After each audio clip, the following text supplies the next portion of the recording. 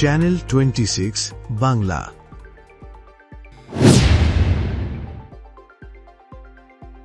Bangladesh I হাসপাতালের উদ্যোগে ঠাকুরগাঁয়ের বালিয়াডাঙ্গি উপজেলায় শীতার্থ, অসহায় ও দরিদ্র মানুষের মাঝে শীতবস্ত্র বিতরণ করা হয়েছে।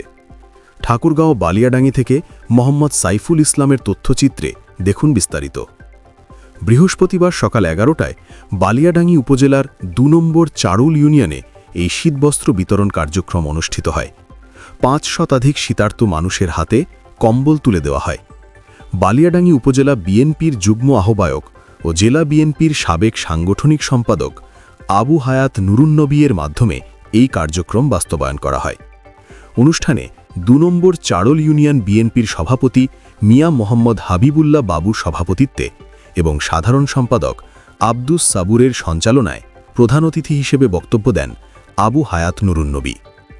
শীত মৌসুমে দরিদ্র ও অসহায় মানুষের কষ্ট লাঘবে সমাজের বিত্তবানদের এগিয়ে আসা উচিত। মানবিক দায়িত্ব থেকেই বাংলাদেশ আই হাসপাতাল এ ধরনের কর্মসূচি পরিচালনা করে আসছে। শীতবস্ত্র পেয়ে উপকারভোগীরা আয়োজকদের প্রতি কৃতজ্ঞতা জানান এবং ভবিষ্যতেও এমন উদ্যোগ অব্যাহত রাখার আহ্বান জানান।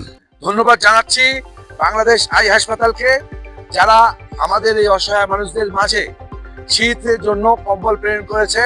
আমাদের এলাকার পক্ষ থেকে বাংলাদেশ আই হাসপাতালের কর্তৃপক্ষ, আই হাসপাতালের সম্মানিত চেয়ারম্যান এবং সম্মানিত কর্তৃপক্ষকে আমরা আমাদের এলাকার মানুষের পক্ষ থেকে অভিনন্দন জানাই এবং মোবারকবাদ জানাই।